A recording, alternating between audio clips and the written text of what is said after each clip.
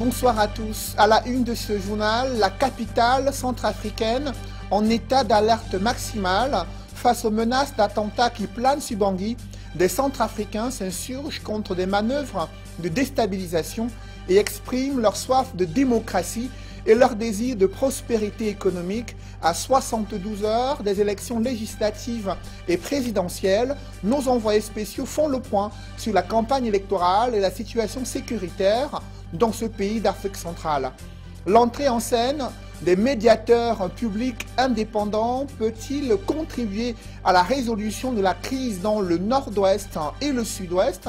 Le président de la République vient de définir les compétences de cette autorité chargée d'examiner les litiges et les régler à l'amiable, litiges entre les citoyens et l'administration régionale et communale dans le nord-ouest et le sud-ouest. Vous suivrez dans ce journal la quintessence des différents textes présidentiels concernant le public médiator, conciliator qui a été annoncé par le président de la République.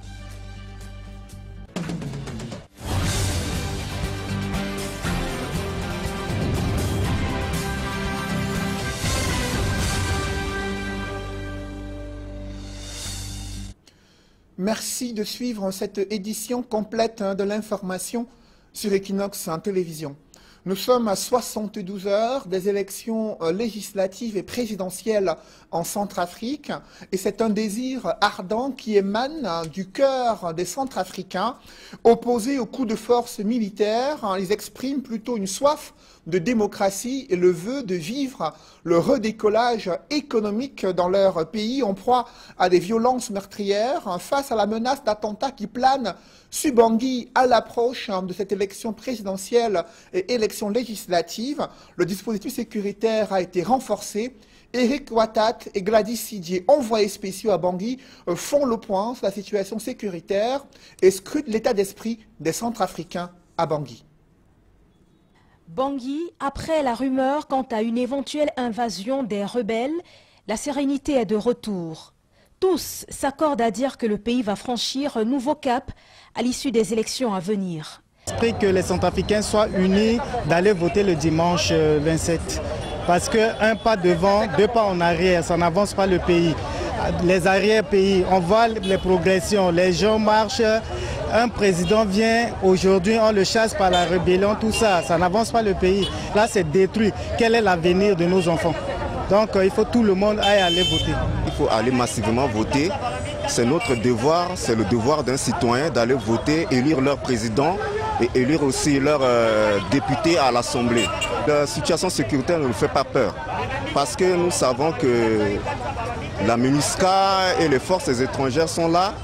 Et les élections vont passer dans de bonnes conditions et nous irons massivement voter le dimanche. Du côté du parti au pouvoir, l'on axe désormais la campagne électorale sur l'importance du vote, d'où ces messages qui sont distribués dans les rues ou qui sont envoyés directement sur les téléphones portables des usagers. On vient même de recevoir les affiches maintenant, c'est dans mon sac. Donc par rapport à ces mots qui se circulent maintenant, là, nous n'aurons même pas la peur d'aller, mais nous aurons toujours le courage et d'aller massivement voter. La voix de l'opposition se fait aussi entendre et la plus en vue à Bangui est celle du candidat Georges Dolo-Guélé, le dauphin de l'ex-président François Bozizé, qui veut prendre sa revanche après le faux pas de 2016, a investi les rues de la capitale.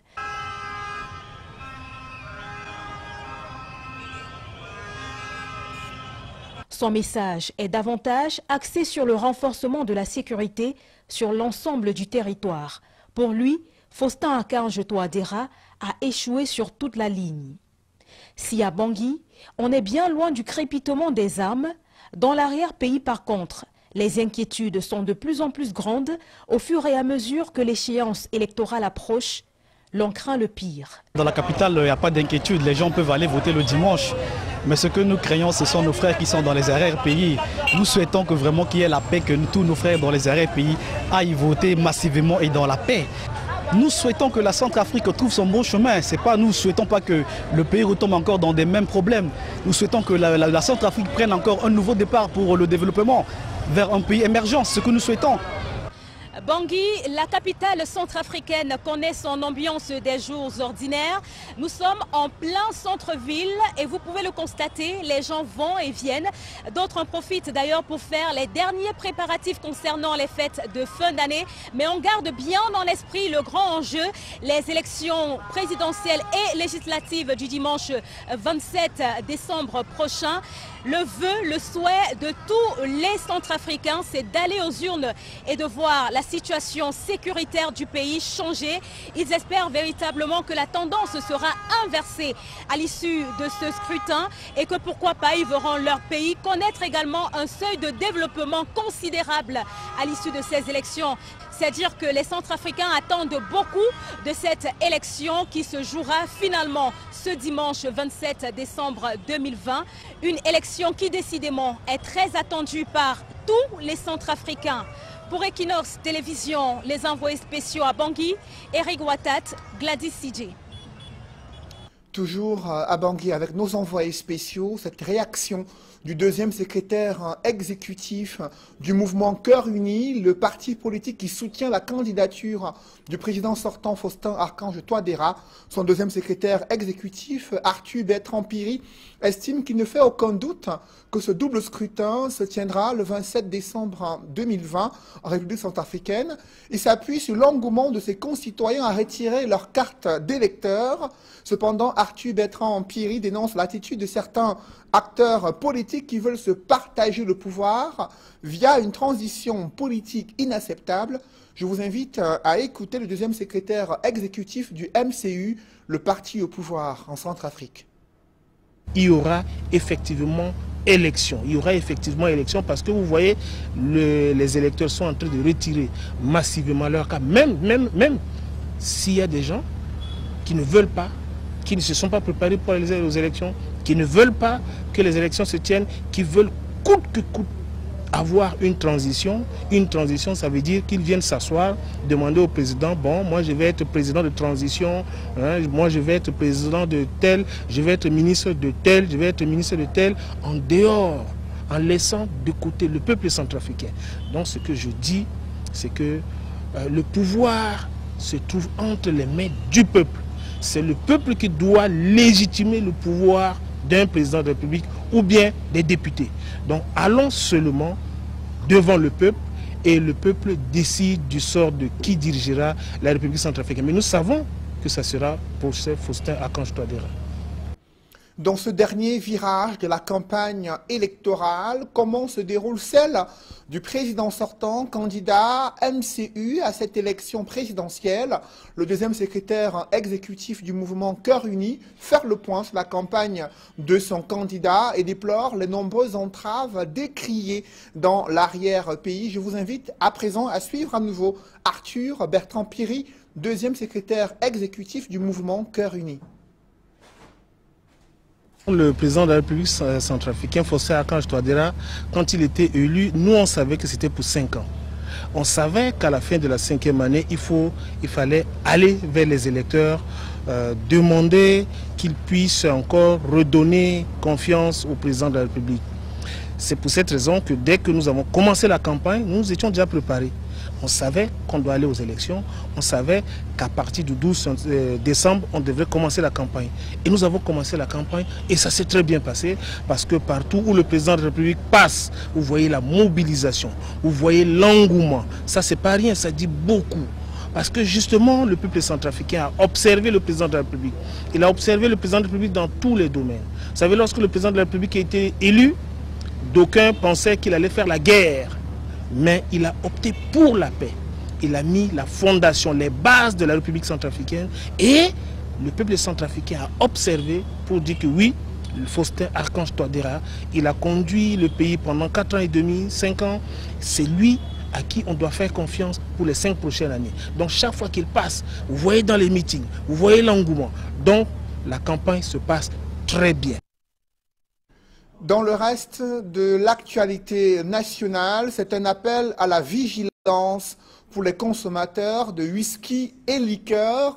en ce jour de réveillon de Noël, la gendarmerie a mis aux arrêts des contrefacteurs spécialisés dans la fabrication des liqueurs et whisky frélatés du côté de Yaoundé. C'est la plainte d'un consommateur qui a permis de lancer l'alerte et qui a mis en branle la gendarmerie au niveau du poste de carrière à Yaoundé. La gendarmerie qui a démantelé ce réseau et a saisi une importante quantité de produits frélatés ainsi que d'autres ingrédients utilisés dans la fabrication de ces liqueurs nocifs pour la santé des Camerounais. Explication avec Emmanuel Diop et Marcelin Gansop.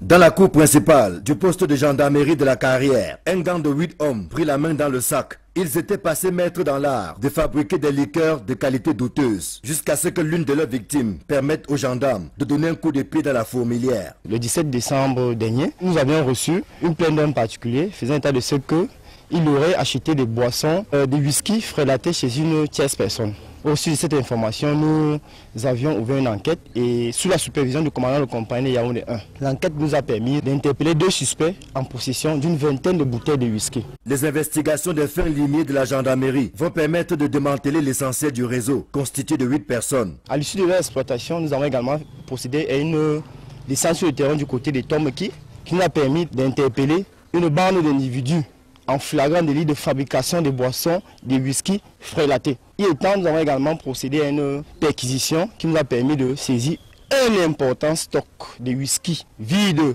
voué à la transformation de ces boissons frélatées de différents âges, notamment 6, 12, 21 ans d'âge. 70 litres d'alcool, 7 litres et demi de colorant, 1 litre et demi d'arôme et une centaine de capchons. C'est le lieu d'inviter les populations à faire preuve de la plus grande vigilance. Ces whisky et autres liqueurs frélatés inondent le marché, ainsi que les espaces de loisirs et de réjouissances, tels que les snack bars et autres boîtes de nuit. Pour plus de professionnalisme dans cette enquête, nous avions fait des prélèvements et envoyé auprès des services spécialisés en vue d'évaluer non seulement le taux de toxicité de ces produits, mais aussi de déterminer l'origine et d'en déterminer le cadre dans lequel ces alcools et autres devraient en principe être utilisés. Ça se passe généralement dans les boîtes de nuit et les snack bars. Les consommateurs doivent être vraiment prudents parce que c'est dans ces lieux que ces boissons sont servies sans que vous ne sachiez. Donc vigilance accrue pour les consommateurs. Les investigations se poursuivent en vue de tracer le circuit qu'empruntent ces produits frélatés ainsi que le démantèlement des soutiens obscurs de ce gang. Nous sommes encore dessus en attendant les prochains résultats qui viendront des services spécialisés. On pourra savoir qui livre ces alcools, qui reçoit ces whisky et autres. Mais ce sont des spécialistes en la matière parce qu'ils font dans cette activité depuis des années. C'est une usine parmi tant d'autres. C'est une branche qu'on vient à l'instant de désactiver puisqu'il y en a assez, même dans les autres régions. Les 8 infortunés qui bénéficient de la présomption d'innocence séjournent dans les cellules du poste de gendarmerie de la Carrière, dans l'attente de leur déferrement auprès des autorités judiciaires compétentes. Noël, c'est dans quelques jours avant la Saint-Sylvestre qui annonce les couleurs de la nouvelle année. Vous aurez certainement besoin d'un peu de whisky, de liqueur sur vos tables. Faites très attention avec les produits frélatés qui sont sur le marché. Cette importante saisie de la gendarmerie nationale sonne l'alerte s'il en était encore besoin. Plus que jamais, vigilance, car la mort se trouve peut-être dans l'un de ces produits. Ici Emmanuel Diop, Marcelin Gansop, depuis le poste de gendarmerie de Carrière, Equinox Télévision.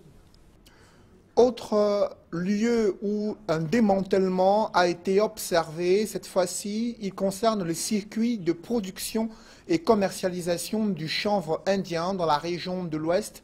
Les fins limiers de la gendarmerie et de la police ont mis la main sur des présumés contrefacteurs et présumés bandits spécialisés dans la vente illicite des stupéfiants. Le récit est fait avec Leclerc Tsakem. La culture du cannabis n'a pas le repli dans la région de l'Ouest Cameroun. La police vient de mettre la main sur une cargaison en route pour plusieurs villes du Cameroun et même dans la sous-région. Ces hommes en images ont fait de ce trafic de stupéfiants leur fonds de commerce. Dans ces sacs, présentés au contrôle comme des chaussures, sont dissimulés à l'intérieur cette drogue. À l'Ouest aussi, il y a beaucoup de zones de stupéfiants. Et vous savez que ces stupéfiants alimentent les lignes rouges que nous avons avec le nord-ouest et le sud-ouest. Donc, il y a de gros producteurs qui mélangent les cultures normales avec le chanvre. On a hérité des plantations entières. Mais là, nous avons une information qui est un grossiste quelque part, qui envoie même ses produits jusqu'à dans certains pays d'Afrique centrale. On s'est retrouvé avec 71 sacs, 2503 kg. Vous voyez, c'est vraiment une très grosse prise. Et lui, je crois qu'il était un grossiste parce qu'il avait, c'est lui qui achète auprès des détaillants. Sur renseignement, nous avons pris un autre qui venait livrer un sac ce matin, tout le matin. Non, nous sommes encore sur plusieurs autres pistes. Dans la lutte acharnée contre la contrebande, la police a mis également la main sur 3 camions de carburant frélaté à Balessing dans le département de la Ménoire. Nous avions un certain nombre d'informations faisant état de ce que Bafoussam, par exemple, est la ville où il se vend le plus de carburant frélaté dans les stations-service, même pas dans les concessions, c'est dans les stations-service, en dehors de ce qui se vend à gauche à droite. Et ça ne peut se faire qu'avec la complicité des marketeurs, Véro, avec la complicité même des transporteurs. Et donc, c'est sur information, sur renseignement que nous avons donc coincé ces gens à Balessing, qui venaient de Limbé, qui s'est retrouvé à Balessing alors que ce n'était pas la destination finale. Et il y avait à côté un deuxième camion citerne de 19 000 litres, puis un troisième de 15 000 litres qui devaient mélanger. On les a coincés au moment où ils avaient décelé un certain nombre d'ouvertures pour prendre avec des motopompes. Donc ils ont été pris la main dans le sac. Donc ceux-là, ils sont encore en exploitation. Au regard de la montée de l'insécurité dans la région de l'Ouest, en cette période des fêtes de fin d'année, la police invite les populations à plus de collaboration et dénoncer tout cas suspect au 117. Un pic d'insécurité pourrait être atteint à l'approche de ces fêtes de fin d'année, notamment les cas d'agression et de trafic de toutes sortes qui se multiplient. Illustration dans le Mungo, les autorités viennent d'interpeller un groupe de jeunes spécialisés dans le vol des motos, tout comme près de 1000 kg de cannabis ont été saisis dans le département du Mungo. Des précisions avec Cyril Ndiemba et Donald Brice Kamgan. Ils sont 4. Ebenezer Elouti, alias Keke Boy, c'est le plus jeune, 17 ans. Robert Esso, surnommé Bitakola, 20 ans. Anor Essam, dit Rambo, 21 ans. Et le doyen du groupe, Patrice Nankouan, 36 ans. Leur terrain de prédilection, le vol des motos. Ils opèrent entre les villes de Douala, Konsamba, Mélon et Tchang, dans la région de l'Ouest. Ici, on dit qu'on a, c'est pour les jeunes d'enquête. Nous sommes partis prendre le premier là à Douala. Parce qu'on l'avait arrêté dans un commissariat là-bas à Douala. Nous sommes partis le chercher. C'est là où quand il arrive là-bas, il me dit que nous, en temps, on a pris mon petit frère. C'est là où je descends maintenant, j'arrive ici, je vois ma moto. Quand j'arrive à voir la moto, c'est que mon petit frère là. Et puis c'est mon frère, c'est pour ça que moi je suis là. Une partie de leur butin a été saisie par la compagnie de gendarmerie du Mungo Nord. Les enquêtes devraient permettre d'interpeller tous les autres éventuels complices. Leur déploiement alimente le climat d'insécurité vécu ces derniers mois dans le département du Mungo. Grâce à la population qui est notre principale source de renseignement et qui depuis un certain temps a déjà compris que la victoire sur l'insécurité passe par la franche collaboration entre la gendarmerie nationale et la population, nous avons pu mettre à découvert et stopper ce groupe de malfrats qui commettaient déjà suffisamment de dégâts dans notre zone de compétence. Deux jeunes malfrats présumés qui opèrent souvent en consommant du cannabis, 960 kg de ce stupéfiant viennent d'être interceptés sur la route nationale numéro 5, tronçon Douala-Konsamba. Une prise effectuée au cours des multiples patrouilles et contrôles des forces de sécurité. À en croire la compagnie de gendarmerie, ces produits sont généralement dissimulés au milieu de vivres transportés par des camions. Le préfet du département du Mungo invite les populations à prendre langue avec les forces de sécurité afin de barrer la voie aux agressions, raquettages et autres coups de vol dans le département. Et nous continuons justement à inviter toutes nos populations à apporter le renseignement nécessaire pour que les bandits et tous les hors-la-loi soient rattrapés. La compagnie de gendarmerie du Mungo Nord se donne le défi d'assurer des fêtes de fin d'année sereines aux populations. Le renforcement de la relation de confiance entre elles et cette unité de sécurité devrait être d'un enjeu majeur en cette période sensible. Entre le Centre national de réhabilitation des handicapés et l'un de ses pensionnaires, Bouba Sidiki accuse la direction de l'avoir violemment expulsé sans respecter les engagements liés à sa réinsertion et sa prise en charge sanitaire. Mise en cause, le centre conteste cette version des faits en assurant qu'il a bénéficié d'un suivi médical depuis 2015 et déplorant que ce pensionnaire présentait des comportements à risque. Aujourd'hui, Bouba Sidiki présente un état de santé préoccupant et affirme et exprime un cri de détresse. De reportage avec Emmanuel Diop et Marcelin Gansop. C'est un Bouba Sidiki affaibli et souffrant dans sa chair que nous retrouvons dans une clinique privée au quartier Mendong à Yaoundé. Il y séjourne depuis samedi après avoir été expulsé du Centre national de réhabilitation des personnes handicapées. Vendredi, on m'envoie un huissier. Après 19 heures, il y a une dame qui est chargée de la juridiction du centre.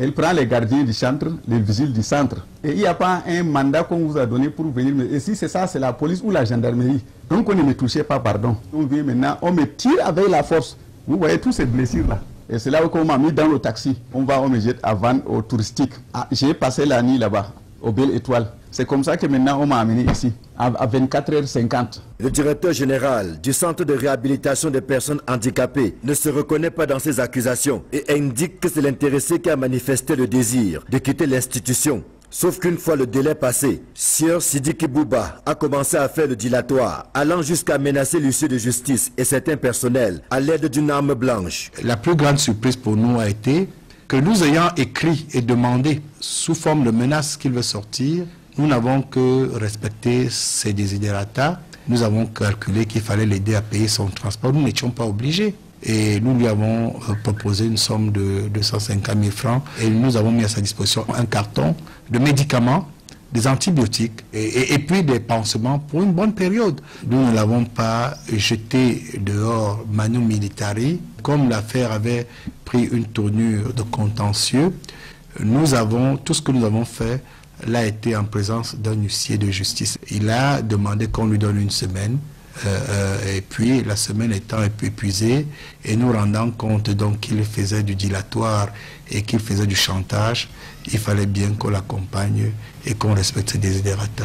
Victime d'un accident de la voie publique en 1992, Sidiki Bouba est passé par moult péripéties avant de se retrouver en 2015 au centre des handicapés. Il estime que sa prise en charge n'a pas été adéquate et a plutôt aggravé son mal. Je suis arrivé pour la rééducation au centre, après avoir mortalisé au Nigeria. Et c'est comme ça que je suis arrivé. Maintenant, quand je commence la rééducation, comme je t'ai dit, il y a la première fracture qui arrive. Elle se consolide un peu, après on me remet aux rééducations. C'est là où on m'a attaché maintenant aux vertications, là où j'ai perdu tous les deux têtes féminines lorsque je suis parti avec Chit. Le front a tapé au niveau de manche, comme les genoux étaient attachés. Et ça m'a projeté. Et tous les deux têtes féminines sont cassées. Lorsqu'il a opéré, il trouve qu'il dit non, l'infection là a déjà monté. Il a retiré la tête-ci. Il a ouvert un gros trou, c'est lui qui a ouvert ça. Ce que conteste le patron des lieux, qui suit le cas Bouba depuis l'époque où il était encore directeur général adjoint. Le collègue qu'il a reçu à l'époque avait bien diagnostiqué qu'il était paralysé complètement des deux membres inférieurs, qu'il présentait des escarres. Son taux d'incapacité permanente était de 100%. Il ne suivait pas bien ses traitements. Se disant marabout, c'est un patient qui mélangeait ses traitements, les traitements médicaux que nous donnons, à des traitements qui lui sont propres. Il se faisait lui-même des pansements avec des plantes et toutes sortes de décoctions qui ont été à l'origine des complications ou bien de la non-cicatrisation complète de ces escarres. Le natif du Diamari dans l'extrême nord reproche au directeur général le non-respect de l'engagement qui avait été pris de lui donner 5 millions de francs CFA et un terrain clôturé avant son départ du centre. Un terrain clôturé avec 10 TB et avec 5 millions que je vais aller me débrouiller, même si c'est au Nigeria. Je préfère mieux que vous me donnez ça. Je rentre, on veut qu'on va te donner quelques produits ici et avec 250 000.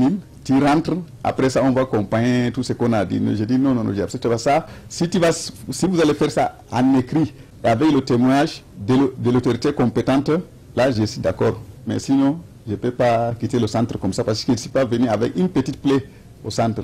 Là encore, le docteur Alexandre Manga parle de mauvaise foi de la part de Sidiki Bouba, lui qui confond dédommagement et appui à la réinsertion socio-économique. Nous pensons qu'il est manipulé parce qu'il est affaibli psychologiquement par certaines personnes qui veulent en faire un fonds de commerce pour des raisons qu'elles seules savent. Pour nous, ce n'était pas un dédommagement parce que nous ne reprochons pas de quelque chose. Comment pouvons-nous le dédommager n'ayant aucune décision de justice et n'ayant aucun contentieux antérieur avec lui? Néanmoins, précisé le docteur Alexandre Manga, les portes de la structure dont il a la charge restent ouvertes. Question de finaliser l'accompagnement de Bouba Sidiki. Et dans ce sens, nous avions maturé avec lui-même son projet de réinsertion à Maroua. Il voulait faire de l'élevage et nous avions transmis la demande à monsieur le maire de Maroua 2e à l'effet de trouver une parcelle de terrain pour pouvoir lui permettre de commencer son activité de reconversion socio-professionnelle.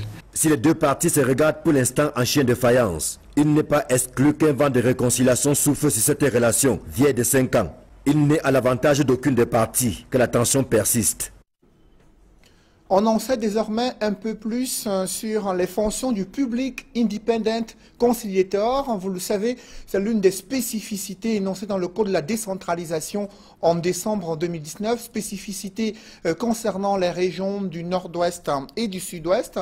Ce médiateur indépendant public est chargé, selon un décret présidentiel, d'examiner et de régler à l'amiable les litiges opposant les usagers à l'administration régionale et communale.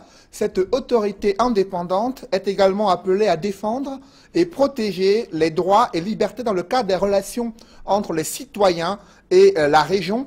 Dans le cadre de ses compétences, il doit concevoir et mettre en œuvre les mesures de prévention et de lutte contre les discriminations dont pourraient être victimes les citoyens du Nord-Ouest et du Sud-Ouest. Selon le décret du chef de l'État rendu public ce jour, le Public Independent Conciliator peut être saisi par toute personne physique ou morale qui s'estime lésée dans ses droits et libertés par le fonctionnement de l'administration régionale ou communale. Ces ressources proviennent des dotations inscrites chaque année au budget de l'État. Un décret du président fixe la rémunération mensuelle et les avantages alloués à ce médiateur indépendant public.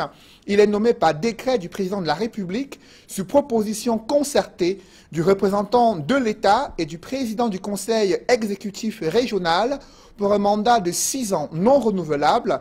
Parmi les critères de désignation figure le fait qu'il doit être autochtone à la fois des régions du Nord-Ouest et du Sud-Ouest.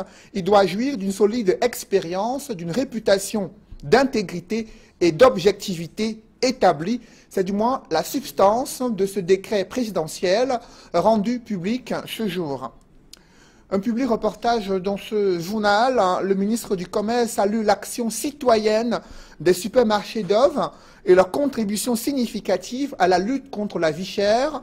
Luc Magloire Mbarga à Tangana vient d'effectuer une visite dans l'une des surfaces des supermarchés d'œuvres, visite à l'issue de laquelle il a encouragé le top management de Dove à poursuivre la promotion des produits made in Cameroun. Reportage. Ce n'était pas sa première visite à Dove Bastos. Et pourtant, cette escale a conservé tout son charme et montré combien le ministre du Commerce est attaché à cette entreprise citoyenne. La fierté d'être Camerounais, la fierté de voir que le Made in Cameroun est en marche, en voie d'émergence. Je voudrais féliciter le président Nourrici Tagné pour ses efforts. Et je pense que ça vaut la peine de faire le détour chez Dove. C'est la fierté du Cameroun, c'est la fierté aussi de la jeunesse camerounaise. En parcourant les différents rayons, le patron du commerce a été séduit par la promotion du Made in Cameroun, qui occupe désormais une place de choix ici à Bastos, mais également dans les autres supermarchés d'Orf éparpillés dans la capitale. C'est de continuer dans ce qui a été si bien engagé, poursuivre dans la modernisation du secteur de la distribution dans notre pays, par la construction de ce type de centres commerciaux, de supermarchés, au cœur de la ville, mais aussi à la périphérie. Il faut continuer à mettre l'accent sur la promotion des produits camerounais, des produits made in Cameroun. L'implication des supermarchés d'Orf dans la lutte contre la vie chère est hautement saluée par le ministre du Commerce, qui ne demande qu'à voir cet engagement s'inscrit dans la durée. Un effort particulier, je m'en réjouis, est fait au niveau du conditionnement. Mais je ne saurais ne pas évoquer l'autre aspect qui fait plaisir aux consommateurs. c'est qu'à côté de la disponibilité, de la très grande disponibilité des produits, je relève que les prix également sont de plus en plus à la portée de toutes les bourses. Je voudrais vraiment dire bravo au président Noussi Tahir pour cet effort qui est fait sur les prix. Je pense qu'il est bon. Pour que les affaires prospèrent, évidemment, il faut qu'il y ait des consommateurs. Et les consommateurs ont besoin de se sentir également pris en considération. Je crois que c'est ce qui est fait ici. Cette visite est vue d'un très bon œil par le top management des supermarchés d'Off, ici conduit par le président directeur général. Vous savez, le ministre se comporte avec nous comme un père, comme un vrai père. Il ne nous a jamais lâchés. Quand c'est bon, il est avec nous. Quand c'est pas bon, il est toujours avec nous. Il vient nous encourager tout le temps et c'est vraiment le carburant. Il n'y a rien de plus fort que les encouragements de l'administration pour les promoteurs d'entreprises que nous sommes. Je suis très heureux de recevoir le ministre. Cette visite intervient dans un contexte particulier, marqué par la récente ouverture de DOF Carrière, une pierre de plus dans la lutte contre le chômage, à travers la création de nombreux emplois directs et indirects au profit de la jeunesse camerounaise. Simplement, on porte notre croix. On essaie d'aider tous ceux qui, comme nous, peut-être n'ont pas eu la même chance que nous. Créer des emplois pour ceux qui n'en ont pas, c'est de notre responsabilité. Et voilà, on nous joue notre rôle. Et on espère que chacun jouera son rôle pour que la société tout court grandisse. Autant de raisons d'être fier et de motifs de satisfaction que le patron du commerce immortalise par des écrits avant de prendre congé de l'un des projets camerounais les plus réussis sur le terrain de la grande distribution. Oui, DOF est bâti sur de solides fondations et sa montée en puissance le prouve à suffisance. Mesdames, Messieurs, c'est la fin de ce journal. Merci de l'avoir suivi. Juste après cette édition de 20 h, retrouvez Serge Alain Autou et ses invités pour le débrief du journal sur le plateau d'Equinox Soir. Serge Alain.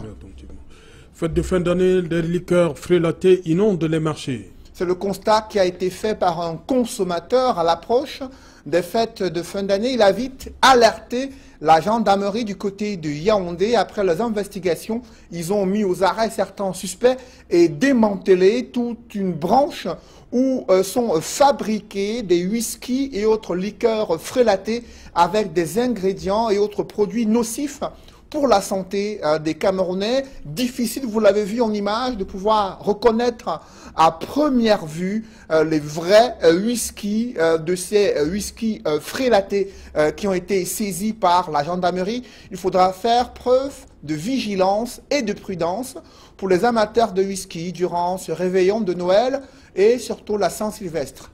Serge Alain. Voilà, madame, monsieur, c'est dans l'essentiel d'Equinox Soir, deuxième partie. Bonne soirée à vous, Cédric. Je vous souhaite une bonne soirée, Serge Alain. Joyeux Noël à vous, Cédric. Je vous souhaite également un gros joyeux Noël. Voilà, rendez-vous lundi. 20 h. Madame, monsieur, dans un instant, la suite, Equinox Soir.